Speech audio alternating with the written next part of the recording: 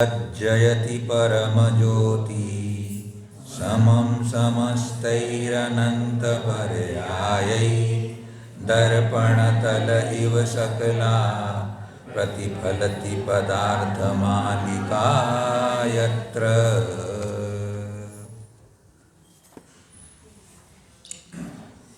धर्मानुरागी भव्य आत्माओं,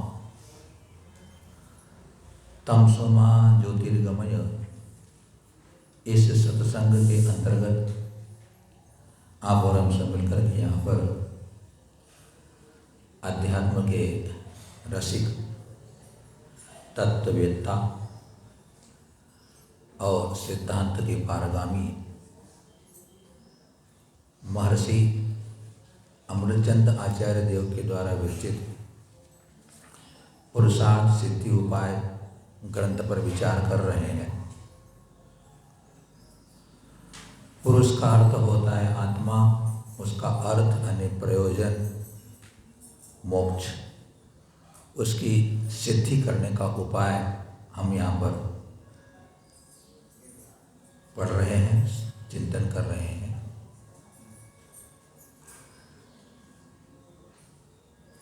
ग्रंथ में पहले भूमिका बना दी अपने लिए कि हमें अनेकांशवाद को लेकर के वस्तु स्वरूप को समझना चाहिए और उसका श्रद्धान करना चाहिए। 7 तत्वों का समीचीन श्रद्धान सम्यक दर्शन कहलाता है और वह सम्यक दर्शन एक ऐसी वस्तु है जो कि सारी दुनिया में, सारे विश्व में दुर्लभ और अति महत्वपूर्ण है। सम्यक दर्शन होने के बाद उसे अपने स्वयं की पहचान हो जाती है।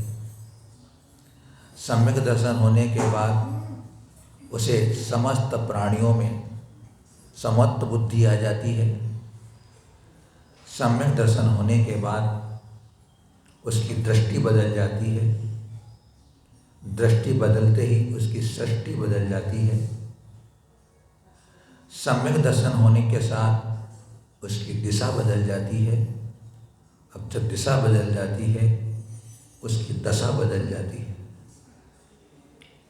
सम्यक दृष्टि ने सिर्फ संसार के तरफ से अपने मुख को मोड़ लिया है, यही दृष्टि का बदलना है। उसने मोक्ष की ओर दृष्टि कर ली है, अपने आत्मा की ओर दृष्टि कर ली है। उसने इस संसार के जितने संबंधों में एक अपने को ही अकेला और अपना मान लिया है। अब उसने अपने अलावा पर से अपना कोई नाता ही नहीं है, ऐसी उसकी दृष्टि में आ गया है। जो अनादिकालीन मिथ्यात्व का मोतियाबिंद था वह निकल चुका उसका। अब उसे सब यथार्थ दिख रहा है, वास्तविक दिख रहा है। अब वह सिर्फ आत्मिक सुख का अभिलाषी हुआ है। अब उसे संसार में रुचि नहीं रह रही है। अब वह सिर्फ प्रभु भक्ति, पंच परमेष्टि की भक्ति, अपने अंतरंग में चिंतन, अपने आत्मा में ध्यान, उसको उसी में अच्छा लगता है। अब उसे संसार खारा लगता है, उसे संसार दुखदाई नजर आता है।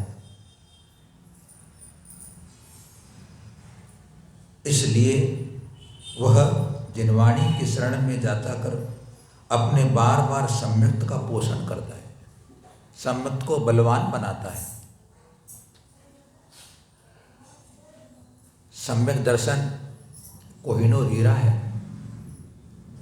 जिस प्रकार आप अपने जो बहुमूल्य हीरे जवाहरात होते हैं, आभूषण होते हैं, उनकी बहुत सुरक्षा रखते हो, उसी प्रकार आज आचार्य अमृतचंद देव हमें हमारे इस सम्यक दर्शन रूपी कोहिनूर हीरो की सुरक्षा कैसे करना, उसके लिए अपने को बॉडीगार्ड बताएंगे, उसके लिए अपने को सुरक्षाकर्मी बताएंगे जो मेरे इस सम्यक दर्शन की रक्षा करेंगे। और वह सम्यक दर्शन की रक्षा करने वाले सम्यक के 8 जो गुण होते हैं, आप लोगों ने पढ़ा होगा कि 25 दोषों से रहित सम्यक दर्शन होना चाहिए। 25 दोषों से रहित सम्यक दर्शन होना चाहिए। तो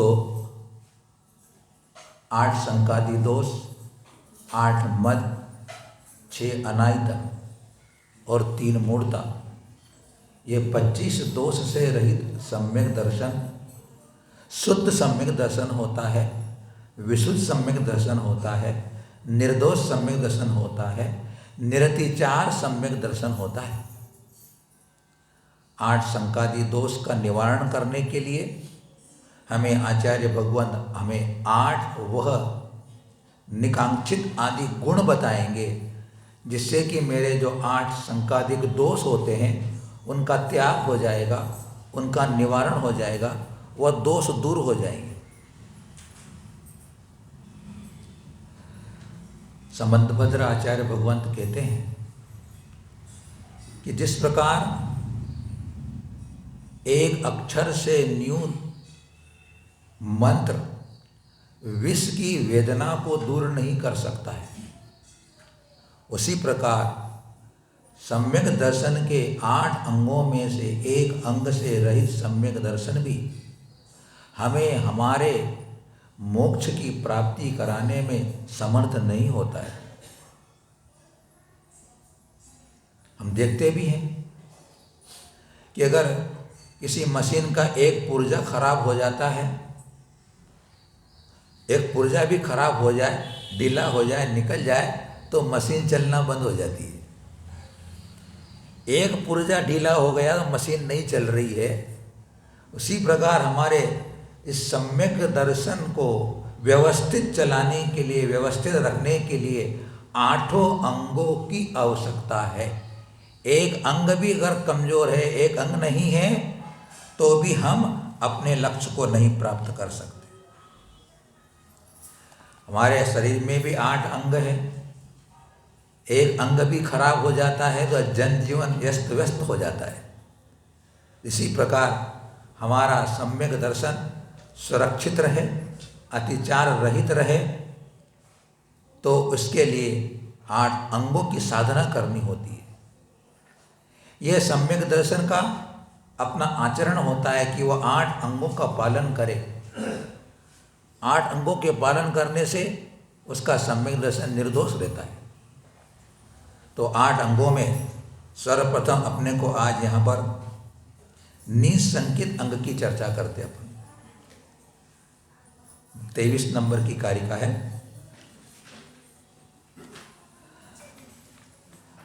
सकल मने कांतात्मक मिदमुक्तम वस्तु जातमखिलग्गै किमु सत्यम असत्यम वा न जादु संकेति कर्तव्या।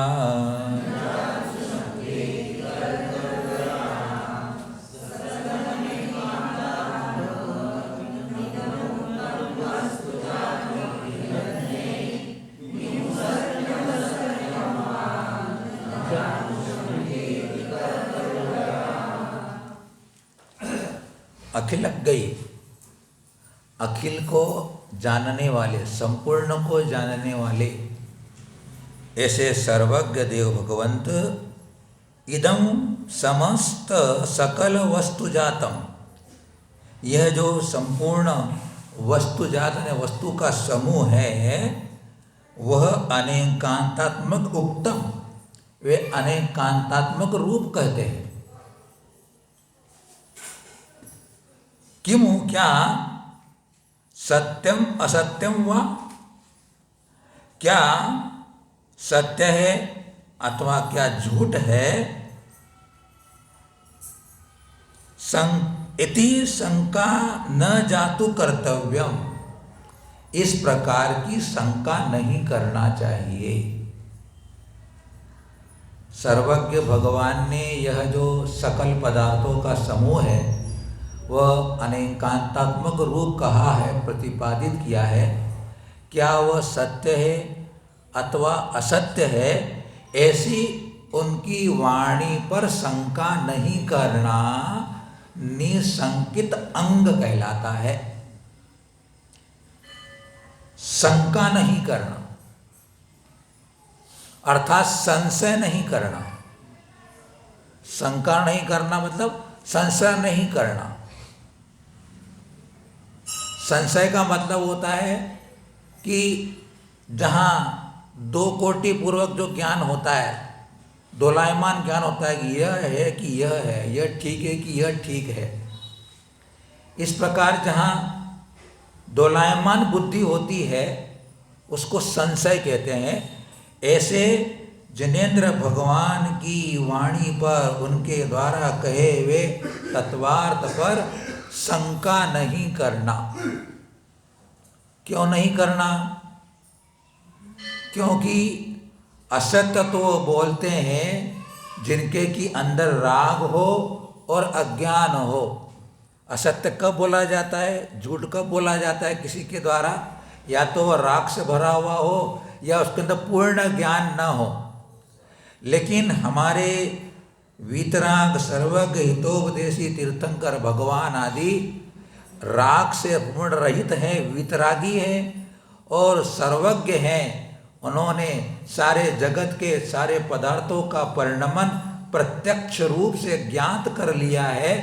इसलिए उनके द्वारा कहा हुआ पदार्थ कभी भी असत्य नहीं हो सकता।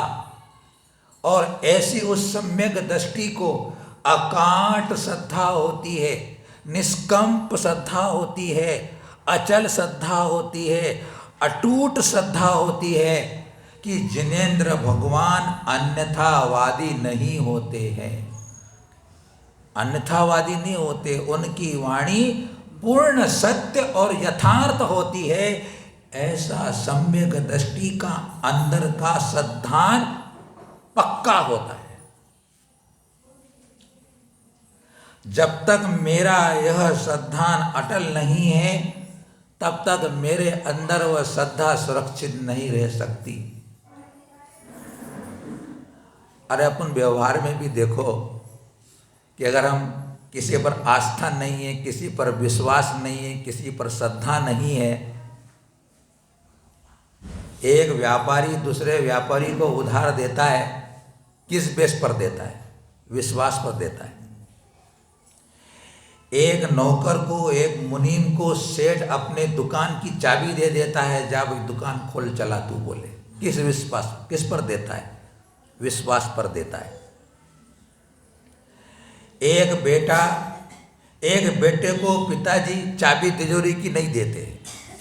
क्यों नहीं देते उसको? अभी उस पर विश्वास नहीं है अभी कि ये मेरे धन की रक्षा करेगा, मेरे को देगा कि नहीं देगा। विश्वास नहीं है इसलिए चाबी नहीं देता है। और जब उसको विश्वास हो जाता है तो अपने सारा का सारा धन दौलत उसके नाम पर लिख देता है। बड़े आश्चर्य की बात है कि व्यक्ति फोन पर लाखों का व्यापार कर लेता है विश्वास के भरोसे। अरे देखने में आता है, तुम्हारे प्लाट पर अगर बोरिंग करना हो या कुआं खोदना हो तो खोदने वाले आदमी को श्रीफल देते हो, हाथ में एक तांबे की छड़ी लेकर आता है और देखकर बता देता है कि भैया यहाँ तेरे जमीन के अंदर पानी है। उसके बात पर विश्वास करके आप 1000 रुपये उस बोरिंग में लगा देते हो। विश्वास पे लगाते हो कि लगाते हो? पानी दिख रहा है, पानी नहीं दिख रहा है। लेकिन यहाँ सर्वज्ञ भगवान तीर्थंकर भगवान कहते हैं कि तेरी देह के अंदर तेरा ही भगवान विराजमान है, तो उसको देख, उस पर श्रद्धा कर, उसका अनुभव कर। तेरे अंदर ही है वो, तू उसकी बात पर विश्वास नहीं करते। अब उस पानी दिखाने वाले पर बात करते हैं। पानी दिखाने वाले ने बता दिया कि पानी निकलेगा, बीमार पड़ते हो, कोई बहुत बड़ी परेशानी है शरीर की, डॉक्टर के पास जाते हो, डॉक्टर देखता है, अरे भैया इमीडिएट ऑपरेशन करना पड़ेगा, बोले तो जान खतरे में। हाँ, अरे भैया जल्दी करो भैया, देखो क्या है। उस पर पूरा विश्वास करके वो ऑपरेशन थिएटर में ले जाता है, अंदर क्या करता है किसको पता नहीं चलता है, फिर भी ऑपरेशन हो गया भैया मेरा। कितना विश्वास। अरे एक युवती एक लड़के को, एक युवक को सारी जिंदगी सौंप देती है, किस बेस पर? श्रद्धा के बल पर, विश्वास के बल पर, आस्था के बल पर, कि मेरा यह जीवन सानंद निकल जाएगा इसके साथ। पर जीवन सौंप देती है, जिसको कभी देखा नहीं, जिसको कभी पहचाना नहीं, अपना जीवन समर्पित कर देते हैं। और जो हमारे गुरुओं के द्वारा, तीर्थंकरों की वाणी के द्वारा सर्वज्ञ भगवान का स्वरूप बताया जाता है, अनंत भगवान का स्वरूप, सच्चे देव का स्वरूप बताया जाता है, जो कि कितने उपकारी है, कितने कल्याणकारी हैं, प्राणी मात्र का हित करने वाले हैं, उनके पास आने वाला कभी दुख का पात्र नहीं बनता है, ऐसी जिनवाणी कहती है, तो पे विश्वास नहीं होता है। तेरे दुख दूर यही होंगे, तेरे जन्म मरण की पीड़ा यही दुख दूर हो के तेरे, तो यहाँ इनकी चरण में तो आ। जिनवाणी बार बार सुनाती है, मेरे को बताती है, अंदर विश्वास ही पैदा नहीं होता है। और वहाँ एक बार लड़की देख लेती है तो मेरा जीवन साथी है, जीवन समर्पित कर दिया। भैया जैसा तू उसको अपना जीवन समर्पित करता है, व्यापार में एक दूसरे में विश्वास रखते हो, वैसा वैसा का वैसा अंतरंग में भगवान की वाणी पर, गुरुओं की वाणी पर, सच्चे देव के स्वरूप पर श्रद्धान करके अपने अंदर के मिथ्यात्व को नष्ट करके निर्मल श्रद्धा बनाओ। अगर तुम्हारे को पाठ अशुद्ध बोलना आता है, स्तुति अशुद्ध बोल लेते हो, टूटी फूटा मंत्र बोल लोगे, अगर तुम्हारी उसके प्रति निर्मल श्रद्धा है, अटूट श्रद्धा है, तो वह टूटा फूटा हुआ मंत्र, अशुद्ध स्तुति भी तुम्हारा कल्याण कर देगी, अगर पूरी श्रद्धा है तो। शास्त्रों में सबसे प्रसिद्ध निसंकित अंग के संबंध में इसी बात की पुष्टि करने वाली कथा, कहानी सुनने को मिलती है, पढ़ने को मिलती है। एक चोर सप्त व्यसनों में लगा हुआ, एक दिन वह वेश्या के घर जाता है। वेश्या के घर जाता है, लेकिन वेश्या उस दिन बड़ी उदास बैठी हुई, उसको घास नहीं डाल रही है। तो वह पूछता है, क्या बात है, धनी नाराज और बड़ी गुमसुम बैठी हो, क्या बात है, आज तो बात भी नहीं कर रही हो। बोले तुम्हारे से बात जब मैं करूं कि तुम राजा की रानी के गले में जो 9 लखे का हार है वो तुम मुझे लाके दे दोगे तो मैं तुम्हारी जीवन संगिनी बन जाऊंगी। और चोर इस बात को सुनकर कहता है कि हार वार लाना, तो वो बहुत मशहूर चोर था, वो तो बड़ा शायर चोर था वो। बोले कोई खास बात नहीं, तुमको हार ही तो ला के देना है, ठीक है तुमको हार ला के देता हूँ। उसके पास एक अंजन गुटी होती है चोर के पास, वो अंजन गुटी आंखों में लगाई और वो अदृश्य हो जाता है, फिर दिखाई नहीं देता किसी को अंजन गुटी लगाने के बाद। और वह अदृश्य होकर के रानी के महल में जाकर के बड़ी होशियारी के साथ हार को वह चुरा लेता है। लेकिन हार तो ओरिजिनल था, आपको आर्टिफिशियल थोड़ी था आजकल का वाला, ओरिजिनल था वो। चमकदार था, कपड़े में लपेटा हुआ, लेकिन कपड़े के अंदर से भी उसकी रोशनी बाहर आ रही, चमक रहा है वो। वहाँ जो पहरेदार लोग थे उन्होंने देखा क्या बात है, कोई ना कोई चोर चोरी करके ले जा रहा है, उसके पीछे भागते। वो भी जान बचाने के लिए अंजन चोर नाम बता दिया मैंने।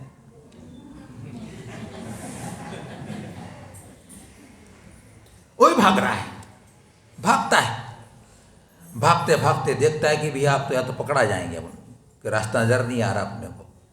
तो उसने हार छोड़ दिया। हार छोड़ करके वो भागता हुआ स्मशान भूमि में पहुंच जाता है। स्मशान भूमि पर देखता है कि एक व्यक्ति वृक्ष पर चढ़ता उतरता। उसे देख करके पूछता, क्यों भाई, क्या कर रहे हो, ऊपर नीचे क्यों चढ़ रहे हो उतर रहे हो? बोले तो वह बोलता है कि मेरे सेठ ने मुझे एक विद्या सिद्ध करने का मंत्र दिया है। उस मंत्र को सिद्ध करने की यह विधि है कि तलवार, भाले, बर्छी, चाकू आदि त्रिशूल वगैरह ऊपर मुंह रख करके रखना और ऊपर एक सिक्का बांधना 108 रस्सी वाला, उस पर बैठ जाना और ये मुझे मंत्र दिया है, उस मंत्र को पढ़ते जाना और तू रस्सी काटते जाना, तुझे देवी प्रकट होगी और तुझे वह आकाशवाणी विद्या देगी, तुझे बचा लेगी नीचे गिरने से। लेकिन मैं चढ़ता हूँ तो मुझे शंका होती है, मेरे शंका पैदा होती है, अगर मैं बैठा रस्सी काटी और अगर वो विद्या सिद्ध नहीं हुई तो मेरा तो प्राणांत होने वाला है, मैं तो मर ही जाऊंगा। बोले इसलिए मैं चढ़ता हूँ, फिर नीचे उतरता हूँ, बता मन करता है कि नहीं अपने को फिर करना चाहिए, फिर वहाँ जाकर फिर मन संकोचित होता है, संशय में पड़ जाता हूँ, मैं शंका आ जाती है क्या मालूम में विद्या सिद्ध हुई कि नहीं। तो अंजन चोर कहता है कि कोई क्या मंत्र मुझे बताओ। अंजन चोर सोच रहा है अगर सफाई लोग आए मुझे पकड़ेंगे, सुनिश्चित फांसी की सजा मिलनी है, और कदाचित इस मंत्र के प्रयोग से अगर मृत्यु हो गई तो हो गई, मरना तो है। लेकिन आपको यहां पर एक रहस्य की बात बता दें, आपको भी चोर बनना चाहिए, आप सबको भी चोर बनना चाहिए, हमको भी चोर बनना चाहिए। चोरी इस बात की करना है कि तत्व की चोरी कर लेना चाहिए। किसकी चोरी करना? अपने को तत्व की चोरी करना चाहिए। वो सोमदत्त नाम का वटुक उस विद्या को सिद्ध करने के लिए स्मशान में था, और वो सोमदत्त नाम का वटुक जिनदत्त नाम के सेठ का माली था, ने उसके यहाँ फूल वगैरह ला करके उनको दिया करता था। कौन? सोमदत्त ब्राह्मण एक वटुक। और वह जिनदत्त सेठ उस फूलों को ले जा करके आकाशगामिनी विद्या के द्वारा सब अकृत्रिम चैत्यालयों की वंदना करते थे। तो सोमदत्त पूछता था उन सेठ जी से कि भैया तुम फूल ले जाते हो, कहाँ ले जाते हो, क्या करते हो आप? बोले मैं अकृत्रिम चैत्यालयों की वंदना करता हूँ, तो महापूजा में इसको ले जाता हूँ। तो क्या बोले मैं भी आपके साथ वंदना कर सकता हूँ, मुझे ऐसा भी कोई विद्या प्राप्त हो सकती है? हाँ प्राप्त हो सकती है। उसको विधि बता दी थी, तो वो विधि वहाँ कर रहा था वो। तो देखो अंजन चोर क्या कहता है, क्या सोचता है कि ये जो सोमदत्त ब्राह्मण जिस सेठ का नौकर है या माली है, वो जिनदत्त सेठ जिस गुरु का शिष्य है, वो उसके गुरु कभी असत्य नहीं बोलते हैं। ये है तत्व की चोरी। जिनदत्त जिस गुरु का, उसने गुरु पर विश्वास किया कि जिनदत्त का जिस गुरु जो है निर्गंथ गुरु हैं उनके, वे कभी किसी को असत्य भाषण नहीं करते हैं। उन्होंने वो मंत्र बताया है, इसलिए यह मंत्र कभी मेरे लिए अनर्थकारी हो नहीं सकता है। उसको नमोकार में सिखा दिया। अब नमोकार मंत्र सीख करके वो अंजन चोर सीखे में बैठता है। अब एक बार दो बार पढ़ाने में नमोकार मंत्र नहीं सीख पाता है, तो आणम ताणम कछु न जानम सेठ वचन परमाणम, आणम ताणम कछु न जानम सेठ वचनम परमाणम। सेठ के वचन प्रमाणभूत है कि इससे आकाशवाणी सिद्ध होती है, और ऐसा विश्वास करके, आस्था रख करके, श्रद्धा रख करके एक एक रस्सी काटता जाता, और अंत में उसे पूरी श्रद्धा के साथ उसने काम किया था, तो आकाशगामिनी विद्या सिद्ध हो जाती है। आकाशगामिनी विद्या सिद्ध होने के बाद वो उसे कहती है अंजन चोर को, मैं सिद्ध हो गई हूँ, मुझे काम बताओ। तो देखो आप, तो अंजन चोर कहता सबसे पहले मेरे को उस दिन दत्त सेठ के पास ले चलो जिसने कि विद्या मंत्र सिद्ध करने की विधि बताई थी। उस सेठ जी के पास जाते हैं, वो कृत्रिम चैतन्य की वंदना कर रहे थे जिनदत्त सेठ जी। उनको जाके प्रणाम किया।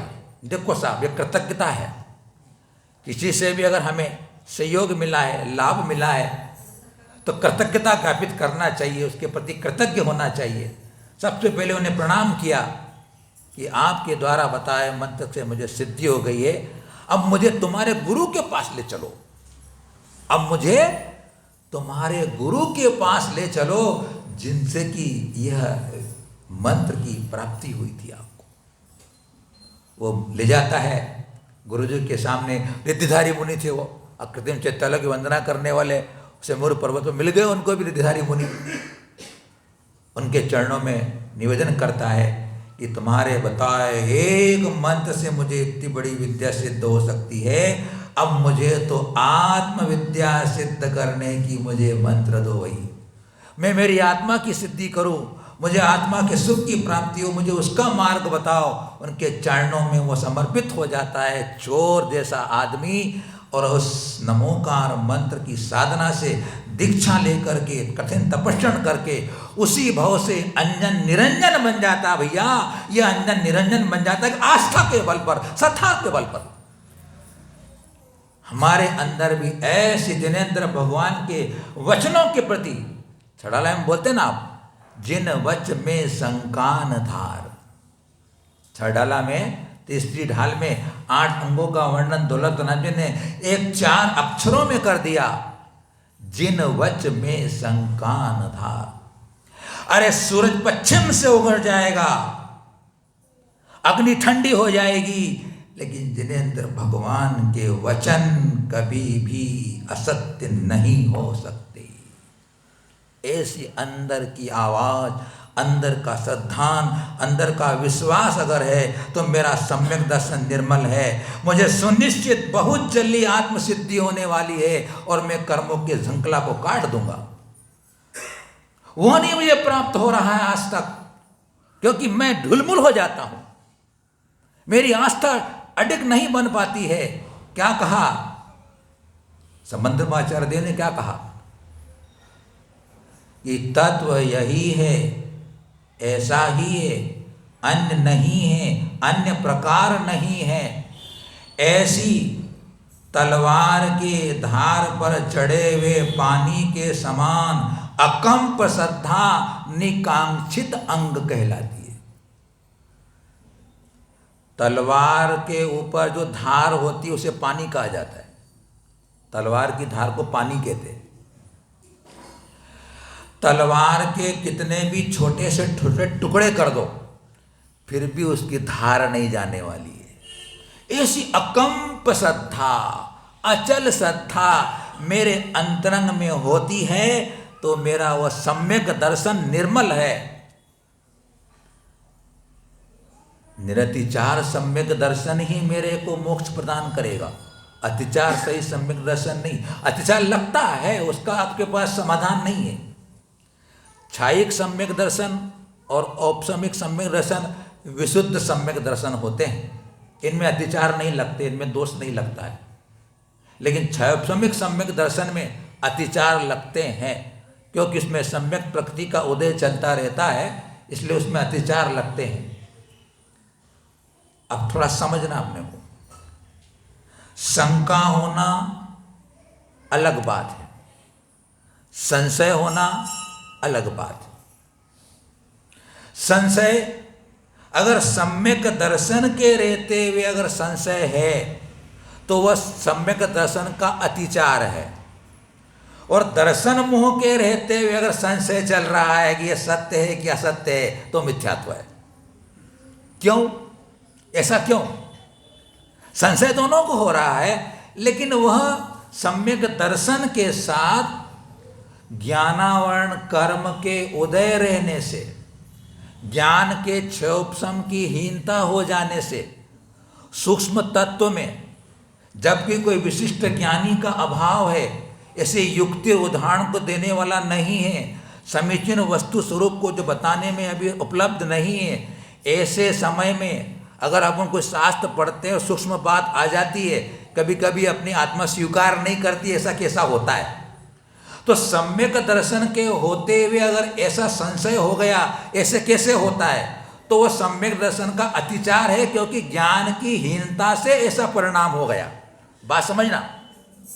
और मिथ्यात्व के साथ में अगर मेरे को संशय होता है कि स्वर्ग होते कि नरक होते, क्या मालूम होता है कि नहीं होता, बोले ये वस्तु स्वरूप अनेकांतक में है कि नहीं है, ऐसा संशय होता है, तो मिथ्या दर्शन के साथ रहने वाला संशय वह मिथ्या संशय शंका है वो।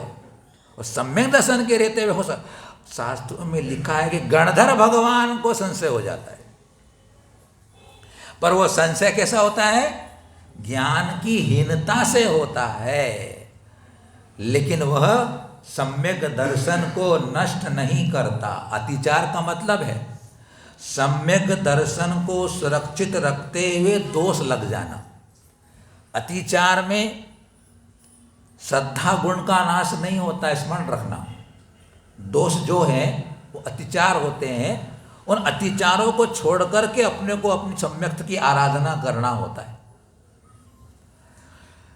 शंका का एक अर्थ भय भी होता है, शंका का अर्थ संशय भी होता है, अनास्था भी होता है और भय भी होता है। शास्त्रों में कहा है कि सम्यक दृष्टि जीव सप्त भयों से रहित होता है। सम्यक दृष्टि जीव सप्त भयों से रहित होता है। और अध्यात्म चक्रवर्ती कुंद स्वामी भगवंत ने निद्रा अधिकार में भी इन निसंकित आदि 8 अंक की चर्चा की है, क्यों जितू भाई, है ना। 8 अंगों की चर्चा उन्होंने की है, तो वहाँ पर निश्चय सम्यक दर्शन के परिप्रेक्ष्य में 7 भयों से रहित सम्यक दृष्टि होता है, उसकी मुख्यता से कथन किया है। जो व्यवहार सम्यक दृष्टि होते हैं उनको भय तो नहीं होता है, लेकिन भय कसाय के उदय रहते हुए उसके अंदर भय रहता है। सम्यक दृष्टि को चाहे वो अविरत सम्यक दृष्टि हो कि पंचम गुणस्थान वाला हो, उसको अपनी निज आत्मा के नित्य निरंजन एक अखंड अविनाशी शुद्ध बुद्ध टंकोत्कीर्ण चैतन्यमयी चिन्मय चिदात्मा चिदानंद चिद्रूप मेरी आत्मा है, ऐसा उसको दृढ़ श्रद्धान है। फिर भी कर्मोदय के कारण, शरीर की कमजोरी के कारण उसके अंदर भय रहता है। बात समझना, मिथ्यात्वजन्य भय नहीं रहता है, कर्मोदय रहता है। तो भय 8वें गुणस्थान तक भय कैसे का उदय है।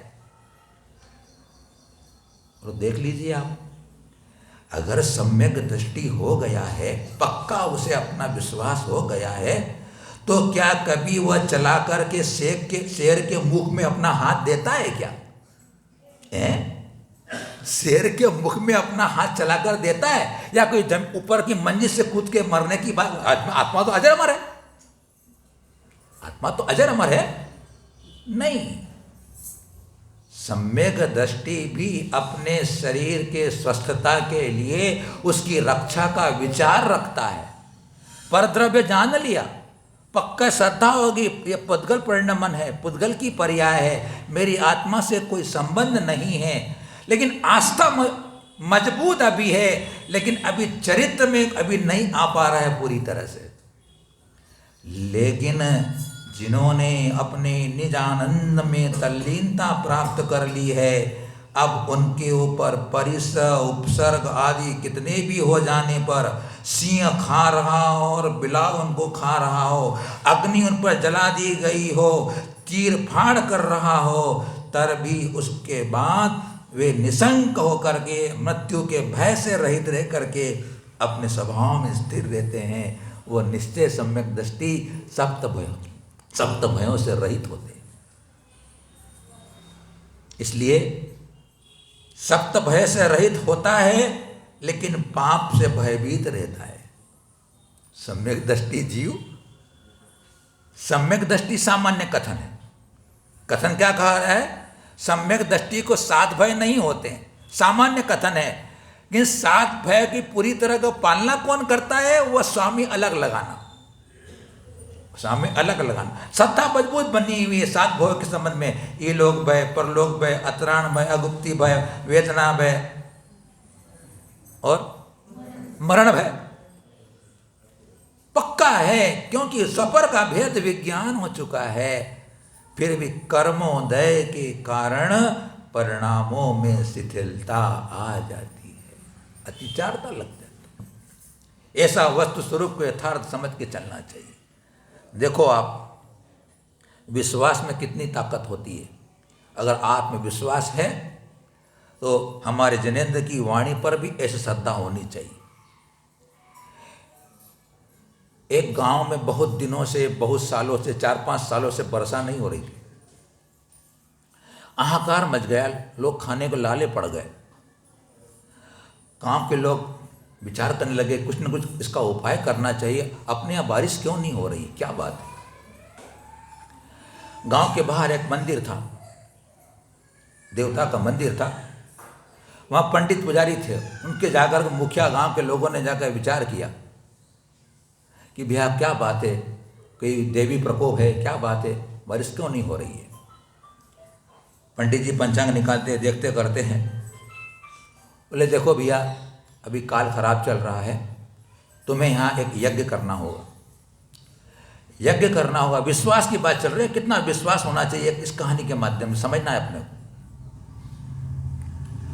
बोले कि एक यज्ञ करना होगा, उस यज्ञ में गांव के प्रत्येक व्यक्ति को, छोटा हो बड़ा हो, बालक हो, स्त्री हो, पुरुष हो, कोई भी हो, सबको यहाँ मंदिर में यहाँ आहुति देना होगी, चावल की आहुति देना होगी और नगर देवता को फल फूल चढ़ाने होंगे। नगर में सारे सब गांव में जाकर चर्चा हुई कि भैया ऐसी व्यवस्था करनी पड़ेगी। गांव वालों ने निर्णय किया ठीक है, यज्ञ किया जाए, नगर के सब लोग जाकर के वहाँ आहुति देंगे। निश्चित समय किया गया, शुभ मुहूर्त में काम किया गया और वहाँ गांव के लोग आकर के हवन में, उस यज्ञ में आहुति देना शुरू की।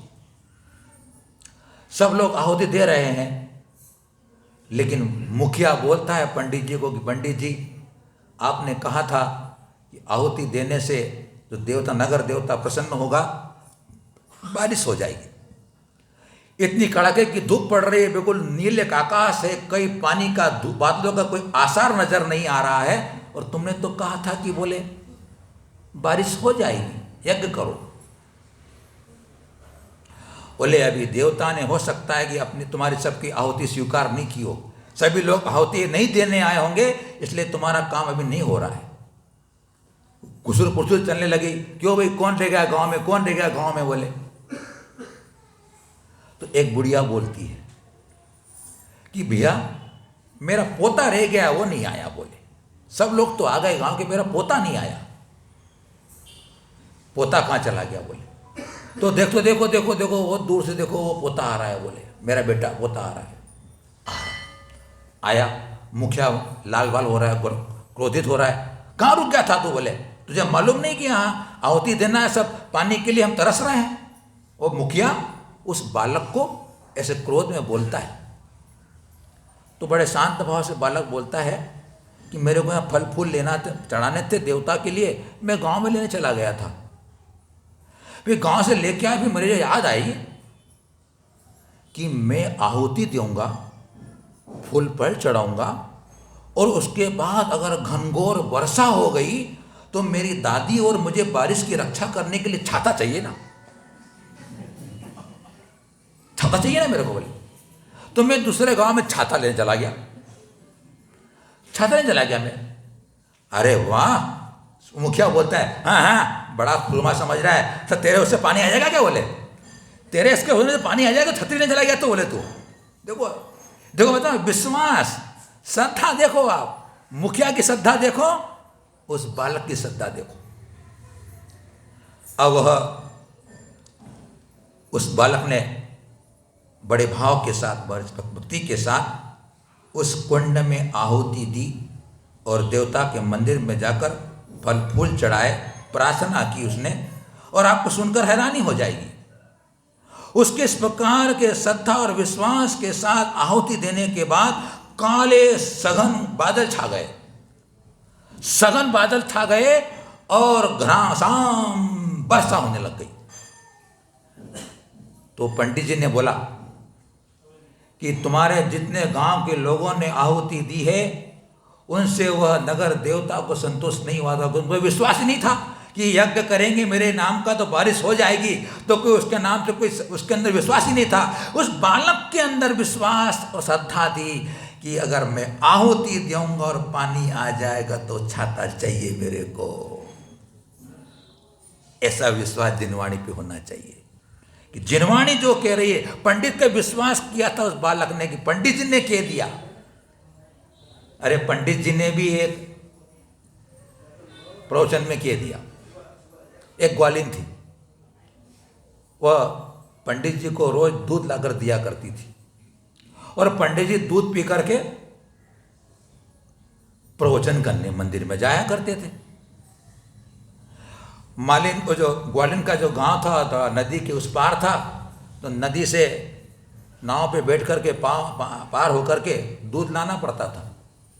तो कभी 1-2 दिन में वह नाविक नहीं आता था तो वह नदी पार करने में देर हो जाती थी, पंडित जी को दूध नहीं मिलता था समय पर, तो उसमें नाराज होते थे, देर से क्यों हुई, मेरे प्रवचन करने जाना होता मंदिर में। बोले तो क्या करूं, बोले आज नाविक देर से आया था। ऐसे 2-3-4 दिन निकल गए। अब एक दिन वह ग्वालिन बहुत ज़्यादा लेट हो गई और दूध नहीं दे पाई। पंडित जी बिना दूध पिए हुए मंदिर में प्रवचन करने चले गए। अब वह ग्वालिन पंडित जी घर में नहीं मिले तो मंदिर में चली जाती है और मंदिर में जाके बैठ जाती है। उसको पंडित जी पर बहुत विश्वास था, पंडित जी बहुत ज्ञानी भी थे, बहुत उनका नाम भी था। तो पंडित जी प्रवचन में अच्छी अच्छी ज्ञान की बातें बता रहे थे। उस ज्ञान की बातों में उन्होंने कहा कि भगवान में वह ताकत होती है, भगवान में वह शक्ति होती है कि वह जीवों को भव समुद्र से तिरा देते हैं। वो भव समुद्र से तिरा देते हैं, ऐसे भगवान होते हैं। बोले माँ बैठी बैठी उस ग्वालिन ने भी सुन लिया कि भगवान भव समुद्र से तिरा देते हैं, संसार समुद्र से भगवान तिरा देते हैं। उस ग्वालिन ने सुन लिया। अब ग्वालिन विचार कर रही है, अरे जब भगवान भव समुद्र से तिरा सकते हैं तो क्या मेरे को नदी से पार नहीं करा सकते? देखो आप कैसी श्रद्धा उसके अंदर, और उसके अंदर बात पक्की बैठ गई। हमने पहले कह दिया कि पंडित जी पर पूरा विश्वास रखती थी। देखो विश्वास तो किसी पर करना ही पड़ता भैया। विश्वास के बिना सारा जगत विश्वास पे चल रहा है। जगत के जितने भी कार्य हो रहे हैं विश्वास पर चल रहे हैं। बस उसने ठान ली, विश्वास श्रद्धा बना ली, आस्था बना ली, और वह नदी के किनारे खड़ी हो गई और भगवान से प्रार्थना की, भगवान आप तो भव समुद्र से, संसार समुद्र से तिराने वाले हो, तुम मुझे को नदी पार करा दो। बोले बड़े श्रद्धा के साथ प्रार्थना की, और वह उस नदी पर मानो ऐसी चल रही, मानो कि धरती पे चल रही हो, धरती से चल रही हो, ऐसे नदी पर चलने लगी और पार हो गई।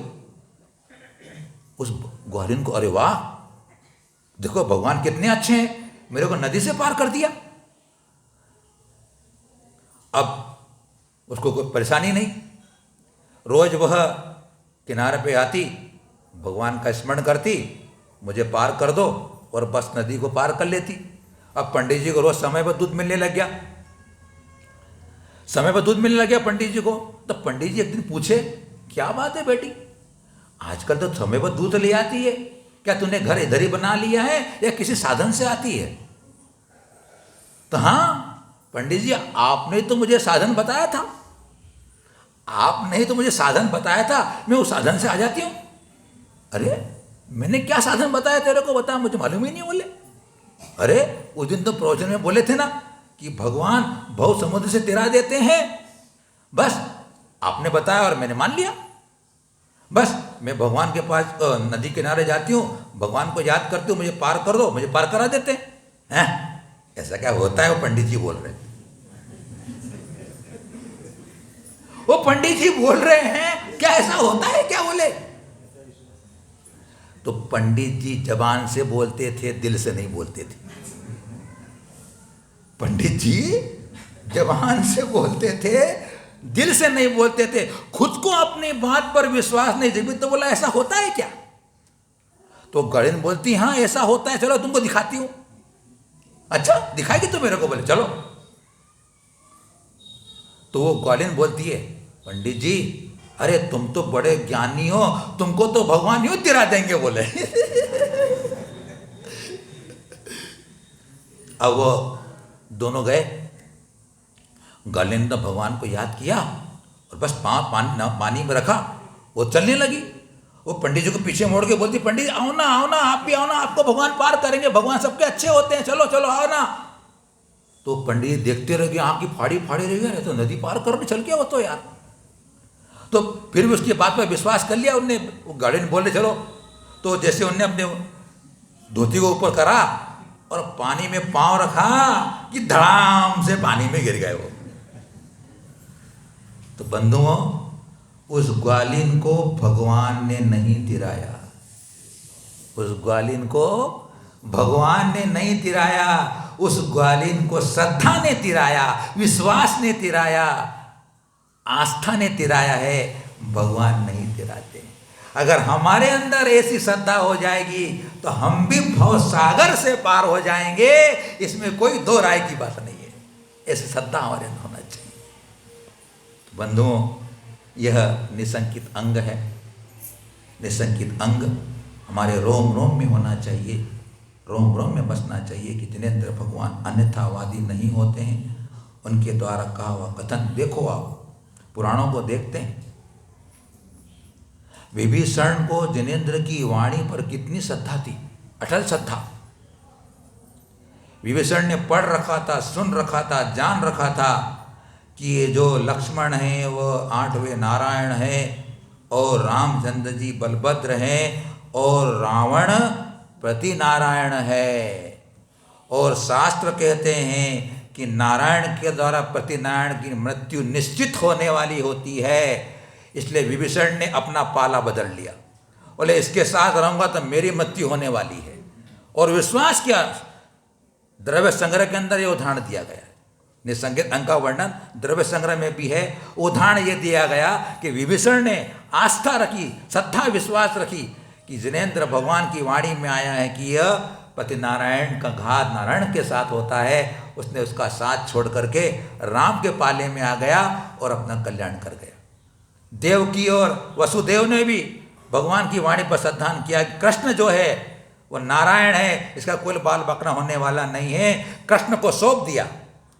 तो कृष्ण को तो मालूम पड़ गया था कि तेरे घर में जन्म हुआ बालक तेरा नाश करने वाला होगा, तो उसको मारने के लिए दे दिया। लेकिन निशंक थे वो कि भगवान की वाणी में आए कृष्ण नारायण हैं, उनका कोई बाल बाका नहीं कर सकता है। और निशंकित होकर के वो दे देती है देवकी और वसुदेव। ये दोनों उदाहरण द्रव्य संग्रह में दिए हैं। मेरी भी आस्था ऐसी बने, माँ जिनवाणी से प्रार्थना करें, भगवान जिनेंद्र से प्रार्थना करें, मेरा सम्यक निर्मल हो, जिससे कि मेरे भावों का निस्तारा हो जाए और मैं परम पद को प्राप्त करूं। ऐसा मुझे सम्यक प्राप्त हो जाए जो आज तक प्राप्त नहीं हुआ है। ऐसी अभिलाषा, ऐसी उत्कंठा और ऐसी लगन हमारे अंदर पैदा हो जाए। सुनिश्चित है हम भी भवसागर से तिर जाएंगे।